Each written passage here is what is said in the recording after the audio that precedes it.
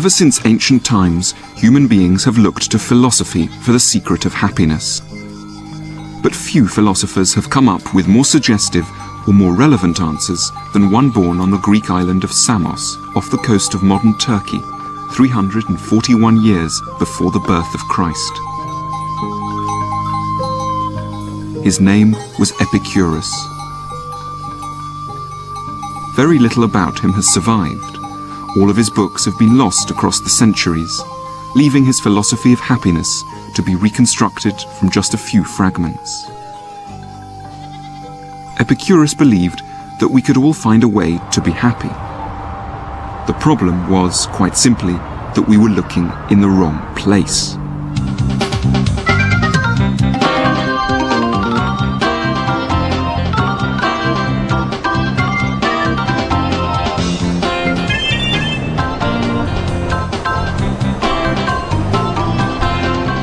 Unlike many philosophers, Epicurus's idea of happiness actually sounds rather fun. He didn't think we should feel guilty about wanting to have a pleasurable, enjoyable life, and promised that he could show us how to. Of course, you might wonder why you need a philosopher at all to teach you how to have a good time. We seem to think that the key to happiness is really pretty easy. It's all about having a lot of money. So we can come to places like this and go shopping. But before we reach for our wallets, Epicurus wanted us to stop and think. It's easy to imagine that money can solve everything, but can it? Epicurus was committed to a life of happiness. He liked sex, laughter, and beauty, but crucially spent his time pointing out that happiness is in fact rather a tricky issue. And a philosopher might help you to find it more easily than a credit card ever could. That Epicurus was in favour of pleasure at all shocked many of his ancient Greek contemporaries. His philosophy became synonymous with a lotus-eating lifestyle. To this day, people who love luxurious eating and drinking can sometimes be described as Epicurean. In fact, that's a complete misunderstanding.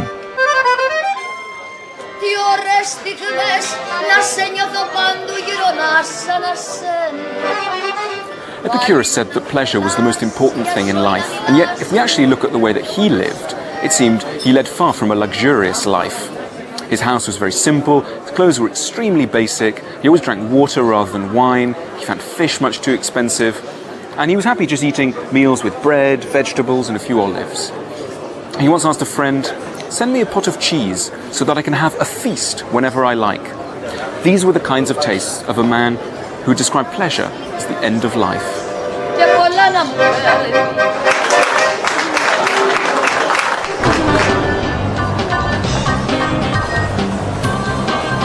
At the heart of Epicurus's philosophy is a simple thought, that we aren't very good at knowing what will make us happy.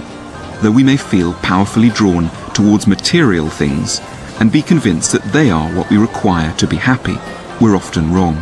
What we want is not always what we need, and nothing shows that up more starkly than our impulse to go shopping. I like shopping. Most weeks it's just a couple of bags up to, I don't know, sometimes like 10, 12 bags, something else. I like designer names.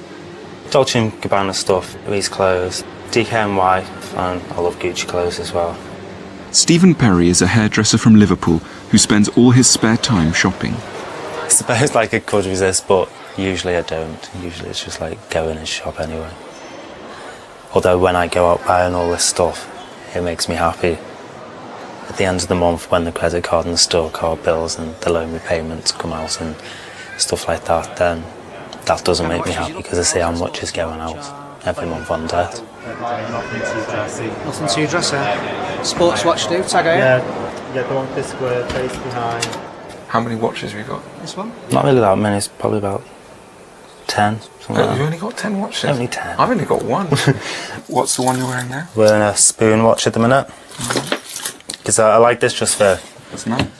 general everyday. Yeah. Because it's only like £99, so it's... That's nice. Stephen often gets into debt, and I couldn't help wondering if his desire to go shopping might be a bit out of control. Everyday watch. What's the fancy watch?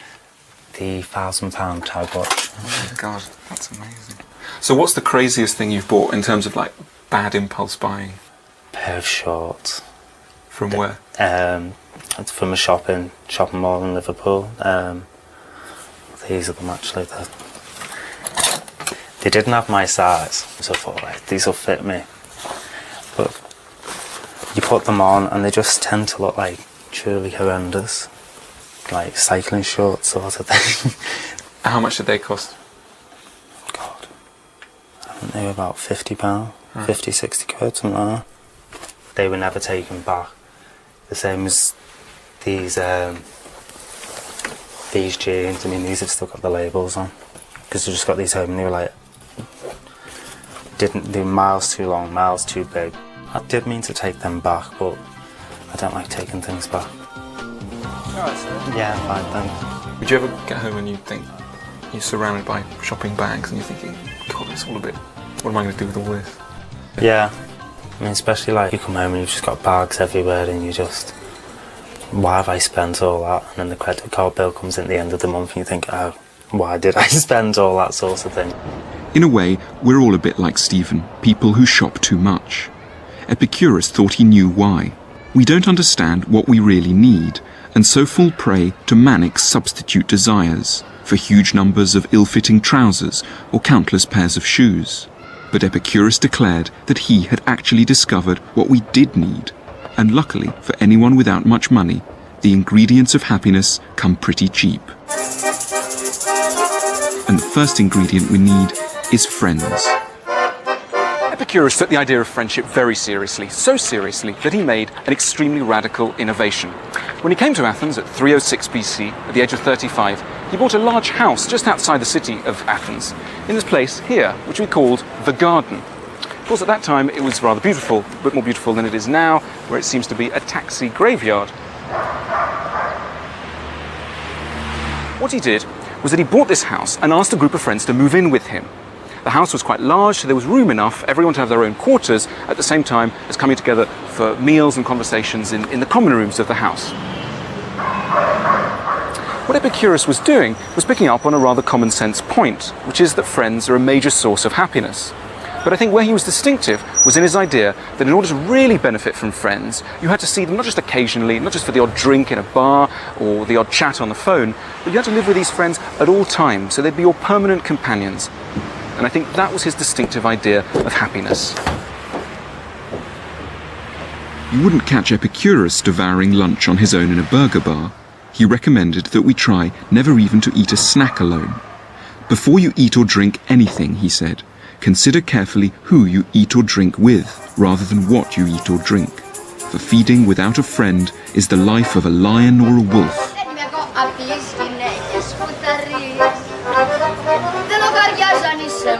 The second thing Epicurus thought we needed to be happy was freedom. And in order to achieve it, he and his friends decided to leave Athens altogether. For them, to be free meant to be financially independent, economically self-sufficient, not answerable to horrible bosses for their income.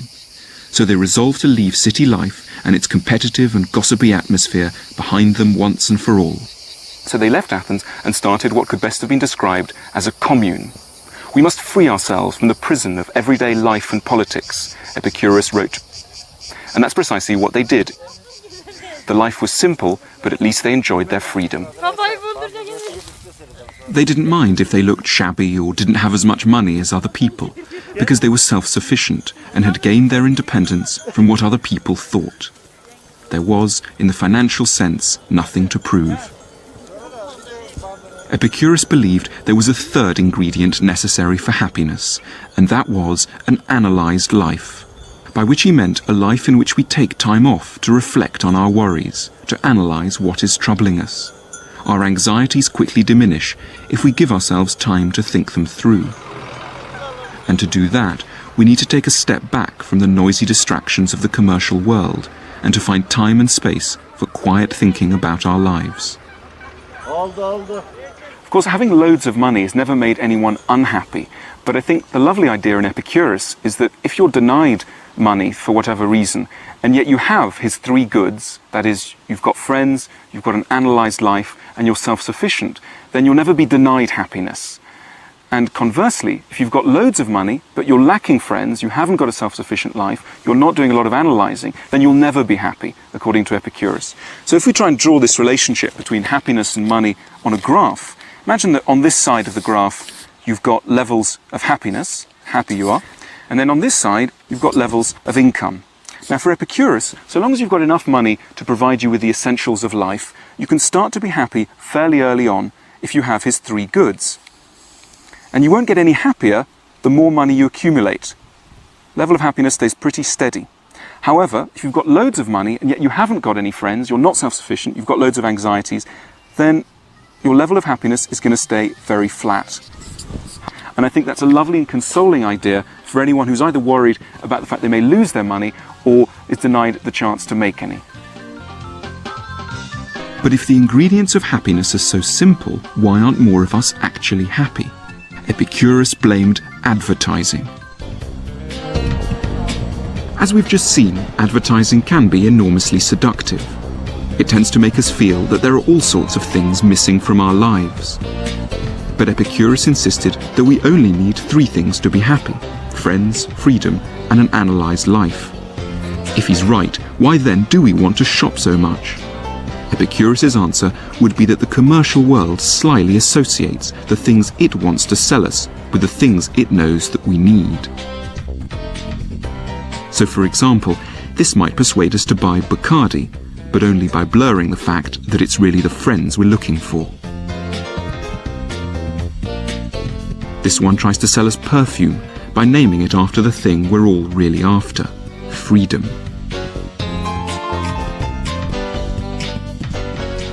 And this one flogs us whiskey by promising the calm resolution of our problems that only an analysed life could bring us. And it's this blurring of our desires that makes us so confused about what it is we want. What are the most important things that make you happy? The people around me. If they're happy, then I'm happy. And like if work's going good, then that makes me happy as well. But do you ever think, what if I threw all this away, threw all that away, all these jumpers, and just concentrated on getting the work right, getting the family and friends right, I would never have to go to the Trafford Centre again? Yeah, because if I shop to cheer myself up, yeah. If I'm already happy, then I don't need to cheer myself up to myself. At the minute, I'm fairly happy, so admittedly I'm not shopping quite as much as what I used to, but who's to say that next week something might happen and then I'll just have to go and shop.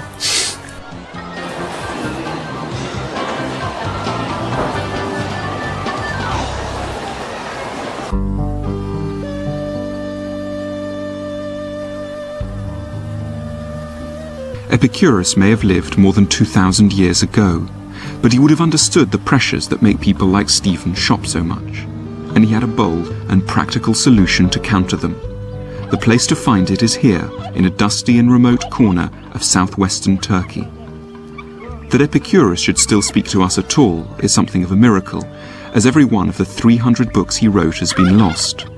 But his philosophy developed into a kind of creed, almost like a religion, and remained popular for some 400 years.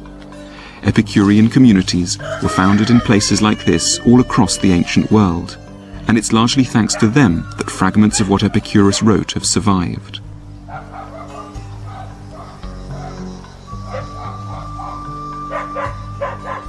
I've come with local archaeologist Mustafa Adak to see the ruins of the ancient town of Oynoanda. Oynoanda was once home to 25,000 people, a place with a lavish theatre, a busy marketplace or agora, and a huge aqueduct. It was also home to a follower of Epicurus's philosophy, one of the wealthiest citizens of the town, a man called Diogenes of Oynoanda.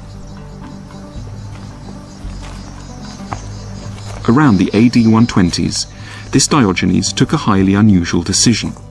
he paid for an enormous wall to be put up as part of a giant structure known as a stoa, on which he had inscribed Epicurus's entire philosophy of happiness, so that all the citizens of his town could learn and be inspired by it. So where are we walking now? We're walking now in the old agora of Onde, where Diogenes had his stoa.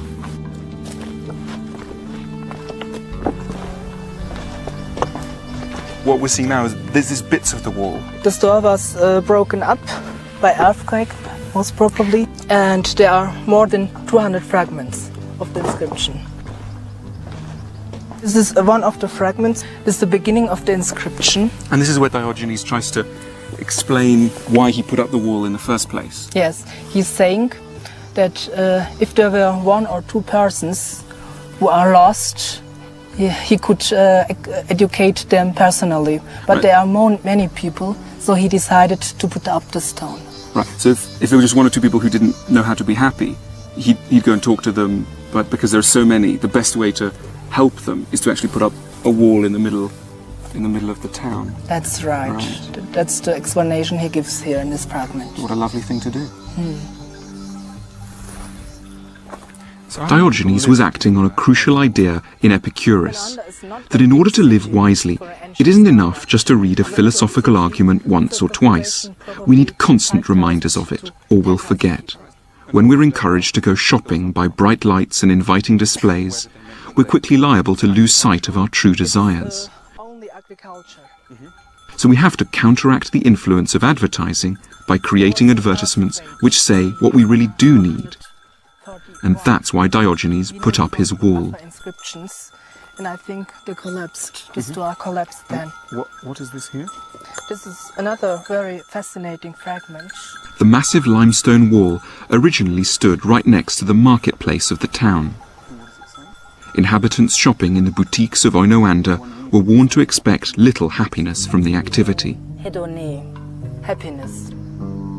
Luxurious food and drinks, says one fragment, in no way protect you from harm. 200 stones. They are spread around. Wealth beyond what is natural is no more use than an overflowing container. Most of the inscriptions. Real value is generated not by theatres and baths and perfumes and ointments, but by philosophy. The doctrines of Epicurus.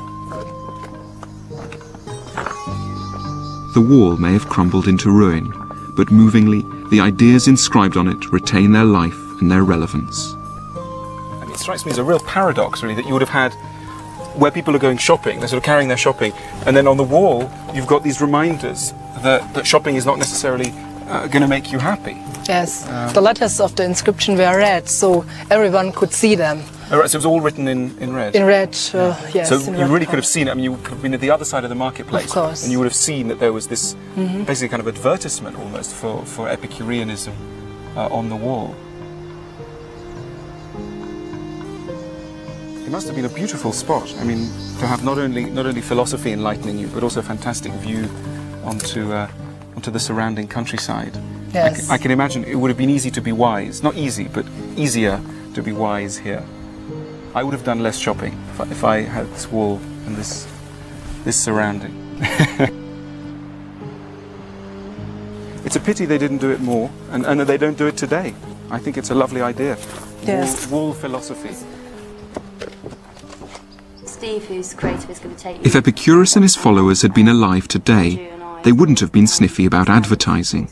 They would have enlisted it for their own ends, and for the same reason that Diogenes built his wall, to counter the constant inducements to go shopping, with some equally visible inducements to live philosophically.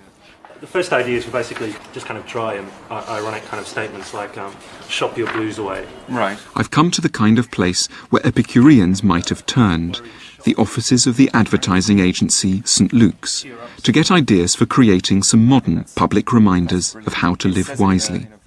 The first idea their creative team came up with was a sarcastic campaign satirising the materialistic messages of most ads. Yeah. It is really powerful, and certainly in production terms it takes a number of difficult... It's very, very cheap.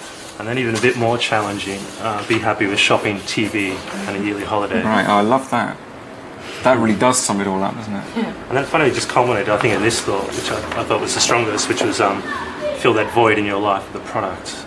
Yeah, and you'd have sort of shops advertising, shops selling these kind of products, and then this kind of stark reminder that perhaps it's not really going to fill any void. That's brilliant. What else did you find? Probably the most obvious idea was to just take kind of luxury items and goods and just somehow kind of undermine them or show them for being kind of, a bit shallow or a bit kind of, empty inside. Kind of the best example of that, I thought, was something like this, just taking a lovely image of a beautiful house and kind of just using the language of kind of advertising, the caveats, kind of batteries not included, and just changing it to happiness not included. Right, no, I really like that. I mean, in a way that says it all, doesn't it? It says, because it keeps that subtlety of Epicureanism, which is you could be happy in a house like that, but it's not included. Yeah. And I think that's the subtlety. It's not saying you won't be happy in that, which would be sort of Marxism. Yeah. It's just saying it's not included, so you better watch out before you spend all your energies trying to get this house.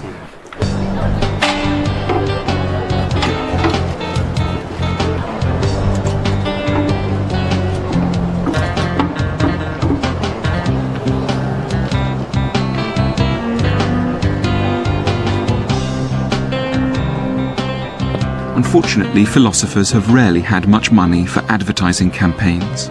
But imagine a world where instead of being surrounded by adverts selling you watches, cars or fancy holidays, these ads reminded you of how important it is to value friends, to escape the rat race or reflect on your problems, and didn't just use these genuinely nice things to sell you aftershave or aperitifs.